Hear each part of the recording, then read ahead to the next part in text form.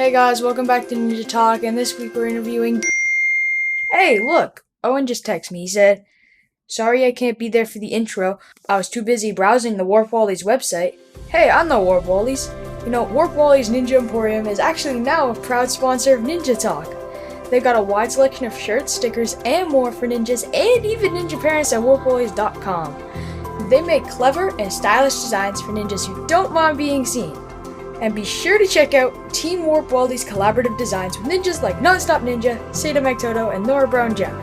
Ninja Talk listeners also will get an exclusive 15% off code at the checkout. Ain't that cool? Just use code Ninja Talk, all one word, no spaces. Warp Wally's, smash that buzzer in style.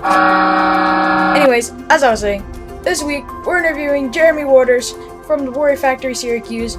We're going to talk all about how he got into Ninja, how he's transitioning to being the head coach of the Warrior Factory Syracuse. We talk all about his parkour background and so much more on this episode of Ninja Talk. Hope you guys enjoy. See you guys after the break. Mommy, Yes, honey. can I get Spotify for my birthday? Why do you want Spotify for your birthday? I want to listen to Ninja Talk with the Bunny and Frog. There are new episodes every Friday at 11 a.m. Eastern. In that case, of course you can. In fact, let's listen to it right now. Alright guys, we're here with Jeremy Waters. How we doing, Jeremy? Not too bad, not too bad. Yourself? I'm not bad, thank you. Alright, Owen, fire away with the first question. Okay, so how and when did you get into Ninja? Ooh, that's a good question. So I started off with parkour. I started teaching myself parkour when I was like 14 years old, so that would have been 9 years ago. Okay. And then Warrior Factory announced that they were moving a location into Syracuse. And obviously I thought, what better of a job? And I had just graduated high school, so perfect timing. I applied, and once I was there, I was just doing parkour mainly. But once I saw I met Julian and, seeing his commitment and everything, that's when I started to kind of delve more into the ninja side of things and fell in love with it immediately. Yeah, for sure, that makes sense. Like, so you were like into parkour a lot more though, like doing some crazy like flips on benches and whatnot. Yeah, I guess you could say that. I definitely was more of a parkour guy for a long while. Yeah. For a long while. So you are now the head coach of the Warrior Factory Syracuse. And so when it comes to like coaching, what's like your philosophy about how to like prep your team for like higher pressure competitions like worlds and regionals?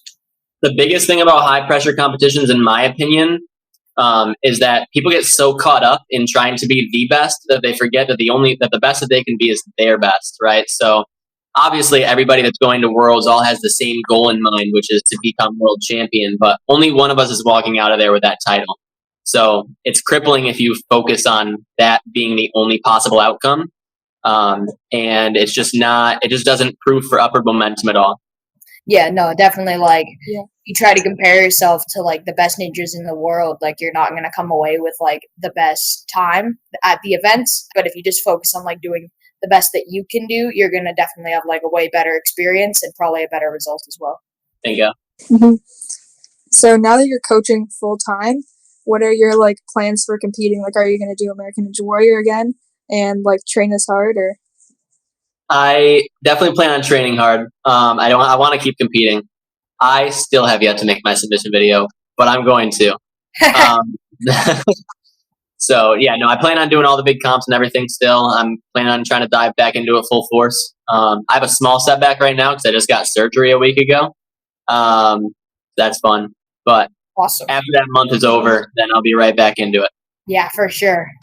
So like, obviously, as you mentioned earlier, you're like very indulged, I don't know what that word means, in training. And so like, can you just tell us a little bit about like how you train yourself for Ninja? Yeah, I mean, I train myself the same way we train the kids, which is just, you got to make sure you have a good balance of everything. You got to make sure that you're conditioning. You got to make sure you're working obstacle work, which is, tech and stuff like that. But you also got to make sure you're able to string those obstacles in a line. So like course mindset is just as equally important to make sure you're training. And especially with conditioning as well, you got to make sure you have a good balance there between push and pull. A lot of times you can burn out super quickly doing only pull exercises. You got to make sure you have an even balance. That's how you get tendonitis, and recovery time just slows down and everything. But if you're treating your body right, it'll treat you right. And what is your do you have a least favorite thing to train? A least favorite thing to train? A good question. That's a super good question. I don't think I do. I really don't think I do. I love it all for different reasons. Yeah, for sure. That makes sense. Definitely Uh-huh. I'm not a big fan of running, conditioning, and stuff like that. But Sure. I definitely do appreciate what it does, and it's definitely very helpful. Mm-hmm. I also don't like the salmon ladder, but we don't talk. Oh man, another conversation. Yeah, the salmon ladder makes me sad. So, your your Instagram account at Hip Hop Ninja has a lot of sick parkour moves, as we mentioned earlier. So, are you still really into that, and how does that help your ninja training?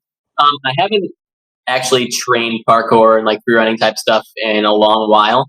The last time was probably the time I went out to Greenville to Motive, Oh yeah, which was a good time. But yeah, no, I mean, it definitely translates really well. Obviously, anybody who's in any movement sport and tries to translate over to another movement sport, it's a slice of humble pie because they're all different and unique in their own way. But I found that parkour really translated to ninja pretty well in the sense that I already had a whole bunch of body awareness and air awareness. yeah. So, when Julian was helping me out and teaching me some different moves and such, there was many times where he could just kind of explain what to do. And I found it a little bit easier for me to just kind of tell my body to do that than it maybe would have been if I had not had the experience flipping and doing those kinds of tricks.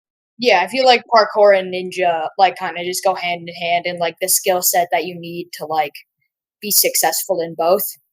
Yep, I agree. And parkour itself is the basis of ninja movement in general. So Yeah. I actually personally feel like parkour is something that the ninja community's gotten really far away from. So I always get super excited to see parkour elements added into ninja competitions, just because it is a very big split between the people who are struggling with those kinds of obstacles. Yeah. So do you have any advice for newer ninjas starting out and falling on early obstacles? My biggest advice for new ninjas is that the sport has evolved so much at this point. You can't expect anything off your first couple years. My best advice is to just become enthralled with the community and find an idol to just look up to. Yeah. Because if you're not having fun along the way, you're not gonna be in it as long enough to where you're seeing your name on the top boards, right? Yeah, for sure. Got to start from the bottom. So, do you have any advice for ninjas who are aging out of the teen or young adult divisions and thinking about going to pro, or just mainly going to the next division, which would be amateur or young adult? In my opinion, it's kind of similar of a philosophy of what I just went over for the newer athletes, just it's in a kind of a different light. But I feel like making the step up to elites is something where if you're ready for it, you're ready for it. And being ready for it doesn't mean that you're going to be podiuming at these competitions. Being ready for it, in my opinion, means that if I were to throw that same course up at you in a practice, are you going to be able to go and get all those obstacles before practice is over? Or at least 80% of them, right? Starting out your elite journey is all about pushing yourself that one step further. When I took the step up from adults to elites, my first elite season, I don't think I had a single competition that I didn't place in the last 3 people. That being said, I don't think I wasn't ready for elites. It just was a learning curve. One of the biggest things that I had found was that energy conservation was so much more important in elites than I even had to worry about in adults. So yeah, for sure. That, and also there's way more fun obstacles in elites. Yeah, elites just has no, definitely elites has fun, goofy stuff that you're never gonna see anywhere else but the elite division. Yep. So where did the name the Hip Hop Ninja come from? Well, I've been making hip hop music for quite some time now. I grew up around that kind of community as well, so it was kind of natural that I dip my foot in it as well. So that's kind of where that came from, is just being able to try and coincide that side of my life with the ninja side of my life. Yeah, for sure. Do you still listen to hip hop? Oh, I listen to it all the time for sure. You have a favorite artist? Honestly, I've been asked that question so much, and it's hard to say. Because I like different artists for different reasons, and there's times where I just don't really care for an artist's songs at the moment, right? I used to really like Joyner Lucas, and I don't really care for his newer stuff, but there's nothing against him. I'm just not my cup of tea. Right, for sure. I fell off Eminem for a while, but I like his new album a lot. So, It's just like gotta kind of going back and forth a little bit for sure. depends on the day. Depends on the day. You wake up in the morning, you're feeling one artist. At the time you're going to bed, you're like, all right, I'm gonna put on this new guy. Yeah, Pretty much. I'm a pretty all around guy when it comes to music. Music, always kind of reached to me in a different way than anything else. So yeah, for sure. Sometimes just music just like gets me through the day. Yep. And I'm so like done. I just like turn on music and I'm fine. Yep.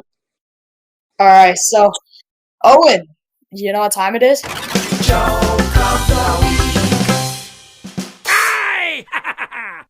What's red and bad for your teeth? What's red and bad for your teeth? I don't know. A brick.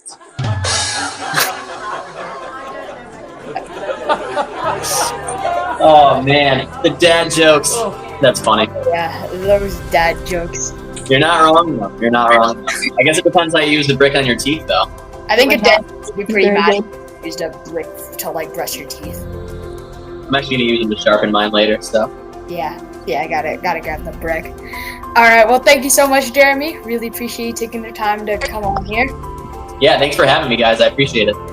Of course, yeah. So definitely see you around at some competitions, and hopefully you get that A&W submitted soon. Fingers crossed. Yeah. All right. See you soon. Appreciate you guys. Take care.